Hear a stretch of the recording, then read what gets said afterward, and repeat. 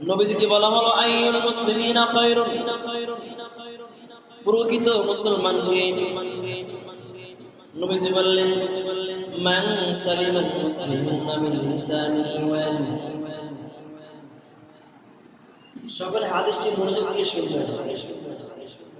নবীজিকে বলা হলো প্রকৃত মুসলমান কে? নবীজি বললেন মান সালিমাল মুসলিমুন, মান সালিমাল মুসলিমুনা মিন লিসানিহি ওয়া ইয়াদিহি। প্রকৃত মুসলমান হলো ওই ব্যক্তি যার হাত এবং জবান থেকে অপর ভাই অপর মুসলমান ভাই নিরাপদ থাকে। যার হাত দ্বারা অপর ভাই কষ্ট পায় না, যার জবান দ্বারা অপর ভাই কষ্ট পায় না, যার হাত দ্বারা তার প্রতিবেশী নিরাপদ থাকে, যার মুখের জবান কথা দ্বারা অপর মুসলমান ভাই কষ্ট পায় না, সেই হলো প্রকৃত মুসলমান।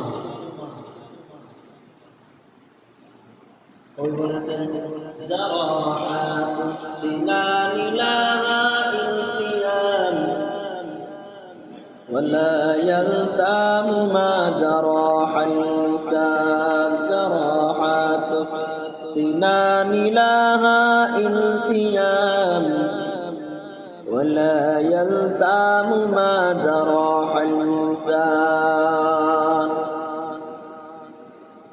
তরবারির আঘাত একদিন শুকিয়ে যায়। আপনি একজনকে দাঁড়ার আঘাত করবেন, সেই আঘাতের ক্ষত একদিন মুছে যাবে। আপনাকে আঘাত করা হয়েছে কি হয়েছে না সেটা থাকবে না, সিলুই মুছে যাবে।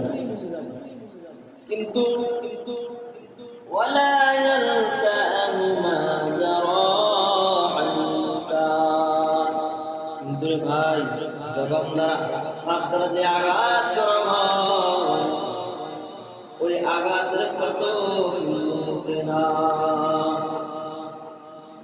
ইমাম সাহেব 10 বছর 15 বছর 20 বছর ইমামতি করেছে। ওই ইমাম সাহেবকে কোন কোন মুসলিম গালি দিয়েছিল, তার 20 বছর পরে মনে করবে যে অমুক মুসলিম অমুক সময় আমাকে গালি দিয়েছিল। ঠিক কিনা? আপনিও দেখবেন আপনাকে কথার মাধ্যমে যে আঘাত দিয়েছে এই আঘাতটাকে মানুষ কখনোই ভুলে না, ভুলে না।